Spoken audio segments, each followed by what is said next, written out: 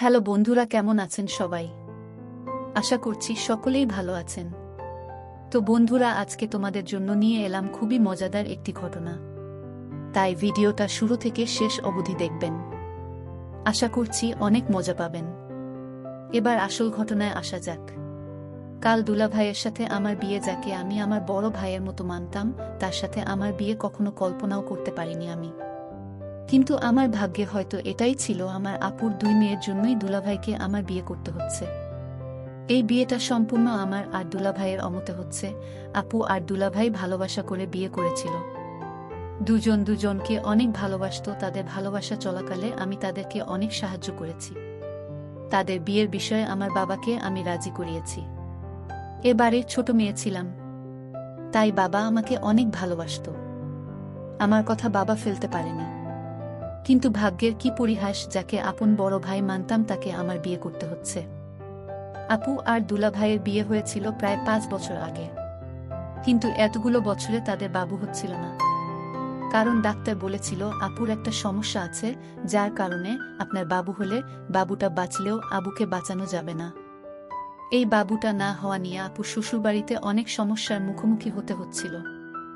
আপুকে শেষ আল্লাহর উপর ভরসা করে আপু বাবুটা হয়ে যায়। আপুর 2টা সুন্দর মেয়ে হয়। মেয়ে হওয়ার পরে আপু বেঁচে ছিল। যখন শুনলাম আপু বেঁচে আছে, আমি অনেক খুশি হয়েছিলাম, কিন্তু সেই খুশি বেশি দিন স্থায়ী ছিল না।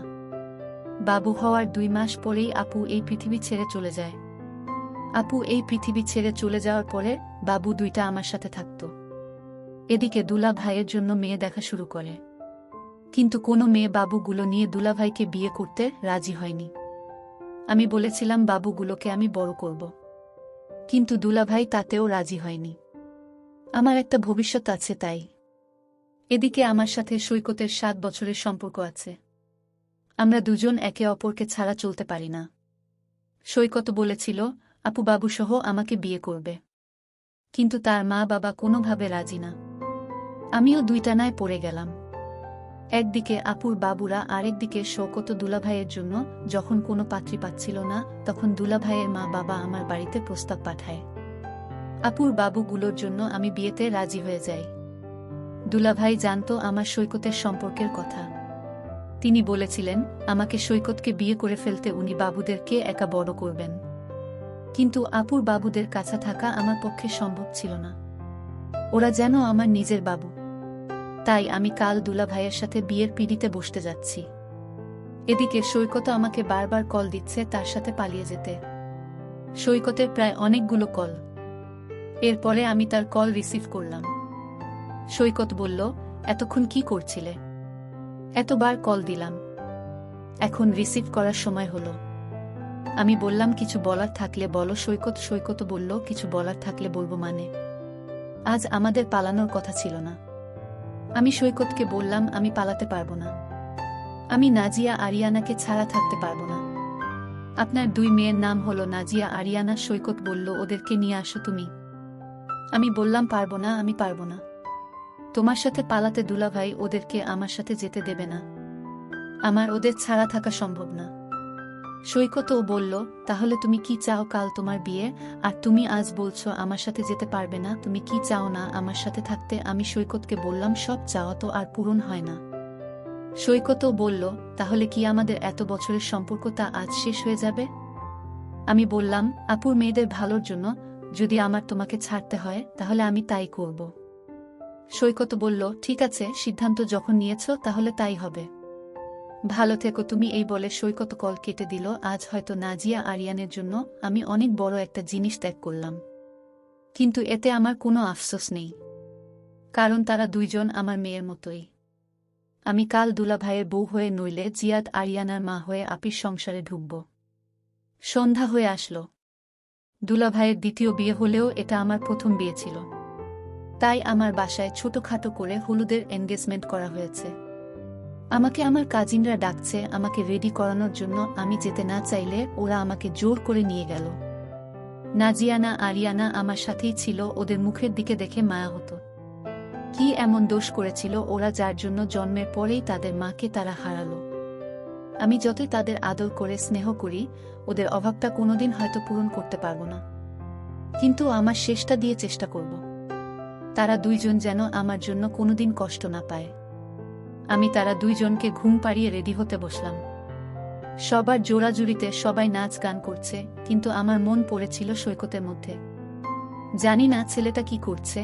যে ছেলে আমাকে ছাড়া একটা মুহূর্ত থাকতে পারত না, সেই ছেলে এখন সারা জীবন আমাকে ছাড়া থাকবে। কত প্ল্যান ছিল, সৈকত আর আমার বিয়ে হবে, সংসার হবে। কিন্তু সব নিয়তির লেখা হিসাবে উপর থেকে মেনে নিলেও মন থেকে মেনে নিতে পারছিলাম না। কাল আমি আরেকজনের বউ হতে যাচ্ছি। কিন্তু ভাগ্যের কি নির্মম পরিহাস, যাকে বড় ভাইয়ের মতো সম্মান করতাম তার সাথে আমার বিয়ে বাড়ির সবাই সবার মতো আনন্দ করছে। এমন সময় দুলাভাইয়ের কল। আমি তার কলটা ওয়াশরুমে যাওয়ার নাম করে মানুষের ভিড় থেকে বেরিয়ে আসলাম। আমি কলটা ধরে বললাম, হ্যাঁ। দুলাভাই বলেন, দুলাভাই বলল, তুমি কি আমাকে সত্যি কাল বিয়ে করছো? আমি বললাম, হ্যাঁ, নাজিয়া আরিয়ানের জন্য করতেই হবে। আমি বললাম, ওদেরকে আমি একা লালন পালন করতে পারবো। আমি বললাম, কিন্তু ওদেরকে ছাড়া থাকা তো আমার পক্ষে অসম্ভব। দুলাভাই বলল, তাহলে সৈকতের সাথে তোমার সম্পর্কের কি হবে? আমি বললাম, আমাদের সম্পর্কটা না হয় অপূর্ণ থাকুক। দুলাভাই বলল, কিন্তু তোমাকে তো আমি তোমার আপুর স্থানে বসাতে পারবো না। আমি বললাম, আমি আপুর স্থান পেতে আপনার বউ হয়ে আপনার বাড়িতে যাচ্ছি না। আমি নাজিয়া আরিয়ানার মা হয়ে আপনার বাড়িতে যাচ্ছি। দুলাভাই বলল, তাহলে কাল আমাদের বিয়েটা হচ্ছে? আমি বললাম, হ্যাঁ। আচ্ছা, রাখি এখন, সবাই ডাকছে। আপনি খেয়ে নিয়েন। দুলাভাই এই বলে কলটা কেটে দিলাম। আমি অনুষ্ঠান শেষ হতে প্রায় ভোর 5টা বেজে গেল। আমিও ফ্রেশ হয়ে বসলাম। ওই সময় সৈকতের কল আসলো। আমি বললাম, আবার কল দিলে যে? সৈকত বলল, কাল দেখা করতে পারবে একটু? তোমাকে শেষবারের মতো একটু দেখব, সাথে তোমার মেয়েদের আর তোমার বরকে নিয়ে এসো। আমি বললাম, আমার বরকে? আমি বললাম, আচ্ছা, আমি দুলাভাইকে বলে দেখি, যদি উনি রাজি হয় তাহলে যাব। সৈকত বলল, ঠিক আছে। সৈকতের সাথে কথা শেষ হতেই দুলাভাইকে কল দিলাম। দুলাভাই বলল, কি ব্যাপার, এত রাতে কল দিলে যে? আমি বললাম, দুলাভাই, একটা কথা ছিল। কালকে তো আমার সাথে বের হতে পারবে? দুলাভাই বলল, কোথায় যাবে? আমি বললাম, সৈকতের সাথে দেখা করতে। সে বলেছে আপনাকে নিয়ে যেতে, প্লিজ না করো না। দুলাভাই বলল, পালিয়ে যাওয়ার প্ল্যান করছো নাকি? নাজিয়া, আরিয়ান আর মায়ের দায়িত্ব শেষ। আমি বললাম, দায়িত্ব যখন নিয়েছি, জীবন শেষ পর্যন্ত চেষ্টা করব দায়িত্ব পালন করতে। আপনি যাবেন না? কি বলেন? দুলাভাই বলল, ঠিক আছে, আমি তোমাকে সকালে নিতে আসব। আমি বললাম, ওকে। এই বলে কল কেটে দিলাম। কাল সৈকতের সাথে আমার শেষ দেখা। আর কখনো হয়তো তার সাথে দেখা হবে না, দেখা হলেও হয়তো দূর সম্পর্কের কোনো পরিচিত মানুষ হিসেবে তার সাথে দেখা হবে। আজ শেষবারের মতো সৈকতের সাথে দেখা করতে যাচ্ছি আমি। দুলাভাই আমাকে বাসায় নিতে আসলো। দুলাভাই আর আমি নাজিয়া আরিয়ানাকে নিয়ে বের হলাম। নাজিয়া আরিয়ানের বয়স প্রায় 8 মাস। এদিকে সৈকত সেই সকাল থেকে পার্কে এসে বসে আছে আমাদের জন্য। দুলাভাই কোনো একটা কাজে আটকে যাওয়ার ফলে আসতে একটু দেরি করেছে। আমরা পার্কে গিয়ে দেখলাম সৈকত বসে আছে একটা বেঞ্চিতে। সৈকত বলল, তোমরা এসেছ? এতক্ষণ অপেক্ষা করলে যে? সৈকত। দুলাভাই বলল, আমি একটু কাজে আটকে গিয়েছিলাম তাই। দুলাভাই বলল, আচ্ছা, এত কথা না বলে কেন ডেকেছ বলো? বাসায় বলেছি বাবুদের জন্য শপিং এ যাচ্ছি। সৈকত বলল, ময়না, তুমি কি সত্যিই বিয়ে করে নিচ্ছ? আজ? আমি বললাম, হ্যাঁ, আমার বিয়েটা করতে হবে নাজিয়ার আরিয়ানের জন্য। সৈকতও বলল, তোমার কি একটু মনে পড়বে না আমাকে? আমি বললাম, জানি না, তবে ভুলে থাকার চেষ্টা করব। সৈকত বলল, সত্যি ভুলে যাবে আমাকে? আমি বললাম, একেবারে ভুলে যাব তো বলিনি, বললাম ভুলে যাওয়ার চেষ্টা করব। আমাদের কথাগুলো শুনে দুলাভাই বলল, তোমরা চাইলে আজকে পালিয়ে যেতে পারো, বাসার সবাইকে আমি ম্যানেজ করে নেব। আমি বললাম, না দুলাভাই, এটা আর হবে না। সব যখন ঠিক হয়ে গেছে আমাদের দিয়ে ব্যাপারে, তাহলে আমাদের বিয়েটা হবে আজ। সৈকত বলল, ঠিক আছে, তোমাদের জন্য অনেক শুভকামনা রইল। তোমাদের বিবাহিত জীবন সুখী হোক। আজ শেষবারের মতো তোমাকে দেখতে চেয়েছিলাম ময়না, তোমাকে আমার দেখা হয়ে গেছে। আমি চলে যাচ্ছি এখন। সৈকতের কথাগুলো শুনে নিজেকে আর আটকে রাখতে পারলাম না। আমার চোখ থেকে পানি পড়ছে। আমি আমার চোখের পানি আড়াল করার জন্য দুলাভাই আর সৈকতের সামনে থেকে দূরে গিয়ে গাড়িতে বসে গেলাম। আমার দিকে দুলাভাই ও চলে আসলো। দুলাভাই বলল, তুমি যখন সৈকতকে ছাড়া থাকতে পারবে না, তাহলে আজ আমাকে বিয়ে করেছ কেন? আমি বললাম, আমি যদি আজ আপনাকে বিয়ে না করি তাহলে অনেকগুলো মানুষ কষ্ট পাবে, কিন্তু আজ যদি আমি আপনাকে বিয়ে করি তাহলে শুধু সৈকত কষ্ট পাবে। আমি একজনের জন্য বাসার সবাইকে কষ্ট দিতে পারবো না। নাজিয়া আরিয়ানার মা হওয়ার যে দায়িত্বটা নিয়েছিলাম সেই দায়িত্বটা আমি পালন করব। দুলাভাই বলল, ঠিক আছে, তুমি যা ভালো বোঝো। আমরা বাবুদের জন্য শপিং করে বাসায় চলে গেলাম। বাসায় মেহমান ভর্তি ছিল। সবাই বলাবলি করছে। বিয়ের দিন বরের সাথে ঘুরতে গিয়েছি। আরও অনেক কথা। এসব কথা আমি কানে না নিয়ে রুমে গিয়ে বাবুদের ঘুম পাড়িয়ে দিলাম। কিছু কাজিন আর ভাবি আমার রুমে এসে আমাকে বলেছিল, কি রে, বরের সাথে রাতেই বিয়ে, সকালে বের হওয়া যায়, তোর আর হচ্ছে না বুঝি? আবার কয়েকজনে তো বলে শুনেছিলাম তোর এক ছেলের সাথে সম্পর্ক ছিল, অনেক বছরের ছেলেটাকে ছেড়ে দিয়েছিস নাকি? তুই কি বিয়েতে খুশি? বিয়ের আগেই তোমার বর হয়ে গেলি। বাবু লোকে দেখে রাখিস, যতই খাড়া হো সাপনা তো আর না, সৎ মা সতী হয়। এইসব কথা শুনে আমার মাথা গরম হয়ে গেল। নিজেকে আর চুপ থাকতে পারলাম না। আমি বললাম, প্লিজ তোমরা এভাবে বলবে না। আমি ওদের জন্যই বিয়েটা করতে রাজি হয়েছি, আর তোমরা এসব কথা বলছো। আমি ওদেরকে নিজের সন্তানের মতোই আদর করব। আমি ওদের কেমন যত্ন নেবে এটা না হয়। ওরা বড় হলে ওদের মুখ থেকে শুনে নিও। সন্ধ্যা হয়ে আসলো। বাসায় মানুষ আসা শুরু করেছে। আমি রেডি হয়ে বসে রইলাম। দুলাভাই আসলো। আমাদের বিয়ে হলো। আমাকে দুলাভাইয়ের বাসায় নিয়ে যাওয়া হলো। আমাকে পবিত্র ঘরে ঘরে নিয়ে যাওয়া হলো। সবাই বলছিল আজ আমাদের পবিত্র রাত, তাই বাবুদেরকে তাদের দাদির কাছে রাখতে। আমি বললাম না, ওরা আজ থেকে আমার মেয়ে আমার সাথে থাকবে। দুলাভাই রুমে আসলো। নাজিয়া আরিয়ানা ঘুমাচ্ছে। আমি বললাম, দুলাভাই আপনি পাশে ঘুমিয়ে পড়ুন, বাবুদেরকে আমাদের মাঝখানে রাখছি। দুলাভাই বলল, আজ থেকে আমাকে দুলাভাই ডেকো না, সবাই খারাপ ভাবতে পারে। তুমি বরং আমার নাম ধরে ডেকো, তুমি ঘুমিয়ে পড়ো। আমি কিছুক্ষণ পরে ঘুমাচ্ছি। আমি বললাম, ঠিক আছে, আর পারলে তাড়াতাড়ি ঘুমিয়ে পড়েন। আজ অনেক কষ্ট চলে গেছে আপনার উপর দিয়ে। সকালবেলা ঘুম থেকে উঠে আমি নিচে গেলাম। বাসায় কিছু মেহমান ছিল। আমি সবাইকে সালাম করে সবার জন্য নাস্তা রেডি করে দিলাম। আমার শাশুড়ি বলল আয়ানকে ডেকে আনতে। আমি গিয়ে আমাকে ডেকে আনলাম। সবাই নাস্তা খাওয়া শেষ করে গল্প করতে বসলাম। সেখানে আনন্দের কিছু আত্মীয় আমাকে বলল বাবুগুলোকে দেখে রাখতে। মানে বাবুগুলো? আমি তাদের কথা শুনছিলাম। কিছু মানুষ তো আমাকে নিয়ে আমার শাশুড়িকে কথা শোনাচ্ছিল। খালা হলেও খেয়াল রাখতে, হাজার হলেও তো আমি তাদের সৎমা। কিছু মানুষ বলছে কিছুদিন পর আমার নিজের বাবু হলে আমি ওদেরকে কম যত্ন নেব। আরও অনেক কথা। সৎমাকে এত কথা শুনতে হয় আজ বুঝলাম আমি তাদের কথায় কান না দিয়ে নিজের মতো কাজ করতে থাকলাম। দুপুরের খাওয়া শেষ করে রুমে চলে গেলাম। আমার সাথে আসলো দুলাভাই। বলল, তুমি ওদের কথায় কিছু মনে করো না। আমি বললাম, না, কিছু মনে করার কি আছে? দুলাভাই বলল, আচ্ছা, তোমার কি নিজের বাবু হলে তুমি সত্যি পরিবর্তন হয়ে যাবে? আমি বললাম, আমার তো নিজের 2টা বাবু আছে, তাহলে আর বাবু কেন? দুলাভাই বলল, আচ্ছা, সৈকতের আর কোনো খবর পেয়েছিলে? আমি বললাম, না, ওর সাথে কাল দেখা হয়েছিল, আর কোনো খবর পাইনি। ওর সাথে যোগাযোগ না থাকলে ভালো হবে, না হলে আমি সংসারে মন দিতে পারবো না।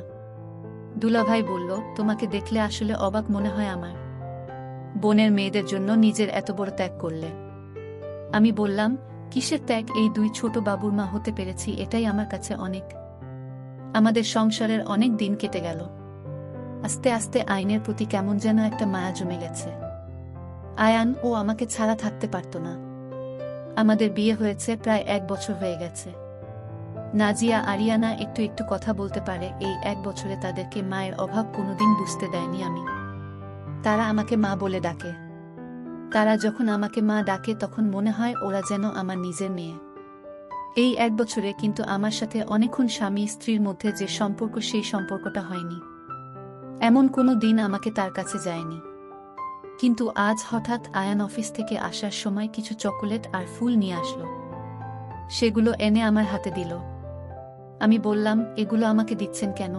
আয়ান, দুলাভাই বলল তোমার জন্য এনেছি। তাই আমি বললাম, আমার জন্য? আইজান বলল, হ্যাঁ, আয়ান বলল, আচ্ছা খেতে দাও, তোমার সাথে কিছু কথা আছে। আমি বললাম, হ্যাঁ বলেন কি কথা। আয়ান বলল, আচ্ছা আগে খেতে দাও, অনেক ক্ষুধা পেয়েছে। আমি আয়ানকে খেতে দিলাম। হঠাৎ মায়ের গলা আমার মোবাইলে। হ্যাঁ মা বলো। এত রাতে কল করলে যে? মা বলল, তোরা তাড়াতাড়ি বাড়িতে আয়, তোর বাবা অনেক অসুস্থ হয়ে পড়েছে। আইনের খাওয়া শেষে আমি আর আয়ান বাবুদেরকে নিয়ে বাবার বাসায় চলে গেলাম। বাবাকে হসপিটালে ভর্তি করানো হলো। আমি ততদিন বাবার বাসাতেই ছিলাম। প্রায় 15 দিন পরে বাবাকে বাসায় নিয়ে আসা হলো। এদিকে আয়ান বারবার কল দিচ্ছে বাসায় যাওয়ার জন্য। আমি আরও কিছুদিন থাকবো বলে আয়ানকে রাজি করালাম। আয়ান মাঝে মধ্যে আমাদের দেখতে আসতো। আজ আয়ান এসেছে বাবাকে দেখতে। আমি বললাম, আচ্ছা আপনি সেদিন বলেছিলেন আমাকে কি কথা বলবেন? ওই দিন তো বাবার অসুস্থতার জন্য বলতে পারেননি। আজ বলুন। আয়ান বলল, বাসায় আসো, তারপরে না হয় বলবো। আমি ভাবতে থাকলাম আমাকে কি এমন কথা বলতে চাই যেখানে বলা যাবে না। আমি ভাবলাম নাজিয়া আরিয়ানাকে নিয়ে হয়তো কিছু বলবে। কয়েকদিন পরে আমি বাসায় চলে আসলাম। বাসায় এসে দেখি আমার রুম সুন্দর করে ফুল দিয়ে সাজানো। আমি দেখে অনেক অবাক হলাম। আমার সাথে আয়ান ছিল। কি ব্যাপার, রুমটা এত সুন্দর করে সাজিয়েছে কে? আয়ান বলল, কেন, আমি সাজিয়েছি, তোমার স্বামী। হঠাৎ আয়ানের মুখে স্বামীর কথা শুনে অনেক অবাক হলাম। কোনোদিন আয়ান আমাকে এভাবে বলেনি। আমি বললাম, স্বামী? আইন বলল, হ্যাঁ স্বামী, তোমার স্বামী। আর তুমি আমার বউ। আমি বললাম, আপনার কথাগুলোর মানে বুঝলাম না। আমি এখানে নাজিয়া আরিয়ানার মা হয়ে এসেছি, আপনার বউ হয়ে না। আয়ান বলল, আজ তোমাকে আমার কিছু মনের কথা বলতে চাই। আমি বললাম, হ্যাঁ বলেন। আয়ান বলল, তুমি আমার এই মেয়েগুলোর জন্য নিজের ভালোবাসা শেষ করে দিয়ে আমার সংসার এসেছ। হ্যাঁ, আমি জানি আমাদের মধ্যে এখনো কোনো স্বামী স্ত্রীর সম্পর্ক হয়নি। আমি যদি তোমার স্বামী হিসেবে আমার অধিকারটা দিতে চাই, তাহলে কি তুমি আমাকে ফিরিয়ে দেবে? আমি আয়ানের মুখে এসব কথা শুনে অনেক অবাক হচ্ছিলাম। আমার মুখ থেকে কোনো শব্দ বের হচ্ছে না। আয়ান আবার বলতে শুরু করল, ময়না কি হলো, চুপ করে আছো যে? তুমি আমাকে অধিকারটা দিবে না? প্রায় 1 বছর আমরা সংসার করছি, এই বছরে তোমার উপর কেমন যেন একটা মায়া তৈরি হয়ে গেছে। জানি তোমারও আমার জন্য মায়া তৈরি হয়ে গেছে। তোমার আপুকে আমি অনেক ভালোবাসতাম। ভালোবাসার মানুষকে হারানোর কষ্টটা কি আমি জানি। তুমি আমার মেয়েদের জন্য তোমার ভালোবাসার মানুষটাকে ছেড়ে এসেছ। তোমার কষ্টটা আমি কিছুটা হলেও অনুভব করতে পারছি। জানি আমার কথাগুলো শুনে অনেক অবাক হচ্ছ, কিন্তু তোমাকে একটা কথা বলতে চাই, তোমাকে আমি ভালোবেসে ফেলেছি। আমি তোমার স্বামী হিসেবে তোমাকে ভালোবাসি। তুমি কি সারা জীবন আমার পাশে থাকবে আমাকে ভালোবেসে? আয়ানের মুখে কথাগুলো শুনে নিজেকে আটকে রাখতে পারলাম না। আমি আয়ানকে ধরে বললাম, হ্যাঁ আমি পারবো সারা জীবন আপনার পাশে থাকতে। আজ থেকে হয়তো আমাদের ভালোবাসার এক নতুন পর্ব শুরু হলো। কয়েক মাস পরে আমি জানতে পারলাম আমি মা হতে যাচ্ছি। সবাই অনেক খুশি। আমি তৃতীয়বারের মতো মা হতে যাচ্ছি। আগে আমার 2টা বাবু আছেন। আজ হঠাৎ করে একদিন আমি আমার ফেসবুকে ঢুকে দেখলাম একটা আইডিতে একটা ফ্রেন্ড রিকোয়েস্ট এসেছে। নামটা অনেক পরিচিত, সে ছিল সৈকত। আমি রিকোয়েস্টটা অ্যাকসেপ্ট করলাম। সাথে সাথে সৈকতও আমাকে মেসেজ দিল। সৈকত বলল, কেমন আছো ময়না? আমি বললাম, হঠাৎ মেসেজ দিলে যে আজ? সৈকত বলল, কথা ছিল তোমার সাথে কিছু। আমি বললাম, হ্যাঁ বলো। সৈকত তো বলল, আগামী শুক্রবার আমার বিয়ে। জানি অনেক অবাক হচ্ছ। তুমি চলে যাওয়ার পরে আমার খারাপ সময় আমাকে একজন নিজের মতো করে গুছিয়ে নিয়েছিলে। আমি চেয়েছিলাম তার মায়ের না থাকতে, কিন্তু তার ভালোবাসা, তার যত্নগুলো আমাকে তার প্রতি দুর্বল করে দিয়েছে। আমি তাকে তোমার আমার সম্পর্কের কথা বলেছিলাম। সে সব জেনে আমাকে ভালোবেসেছিল। আমার বিয়েতে চলে এসো। কিন্তু আমি বললাম, যাক আলহামদুলিল্লাহ, এতদিন তোমাকে নিয়ে চিন্তায় ছিলাম। তুমি ওই মেয়েকে বিয়ে করে সুখী হও। সৈকত বলল, শুধু সুখী হতে বললে হবে না, তোমাকে আমার সুখের দিনে উপস্থিত থাকতে হবে। তোমাকে আমার বিয়েতে আসতে হবে। কিন্তু আমি বললাম, আমি হয়তো আসতে পারবো না। আমি তো মা হতে যাচ্ছি, তাই আমার শরীরটা ভালো যাচ্ছে না। আমি আয়ানকে পাঠাবো, আর তুমি তোমার বউকে নিয়ে আমার বাসায় এসো। কিন্তু সৈকত বলল, ঠিক আছে, ভালো থেকো। নিজের শরীরের যত্ন নিয়ে আয়ান বাসায় আসলে আমি সৈকতের কথা বলি। এমন অনেক খুশি হয় সৈকতের কথা শুনে। আমি শরীরের অসুস্থতার জন্য সৈকতে বিয়েতে যেতে পারিনি। আয়ান গিয়েছিল নাজিয়া আরিয়ানকে নিয়ে। আজ দেখতে দেখতে নাজিয়া আরিয়ান আর 10 বছর পূর্ণ হল। আমার ছেলেরও 7 বছর চলছে। তার নাম রাখা হয়েছিল সমুদ্র। এতগুলো বছরে আমি নাজিয়া আরিয়ানাকে তার মায়ের অভাব বুঝতে দেননি। তারাও আমাকে অনেক ভালোবাসে। নিজের ছেলের থেকেও বেশি আদর করে নাজিয়া আরিয়ানকে নিয়ে। আয়ান, ময়না, নাইয়াত, আরিয়ানা আর সমুদ্রকে নিয়ে আমাদের ছোট সংসার খুব ভালো চলছে। বন্ধুরা, আজকের ভিডিওতে এখানেই শেষ করলাম। অনেক কষ্ট করে ভিডিওটি আপনাদের জন্য বানিয়েছি। যদি ভিডিওটি আপনাদের ভালো লেগে থাকে তাহলে একটা লাইক করবেন এবং চ্যানেলটি সাবস্ক্রাইব করবেন, এই আশা ব্যক্ত রেখে আপনাদের কাছ থেকে বিদায় নিচ্ছি। আমি কবিতা। দেখা হবে আগামীকালের নতুন কোনো ভিডিওতে। সে পর্যন্ত সবাই ভালো থাকুন, সুস্থ থাকুন। ধন্যবাদ।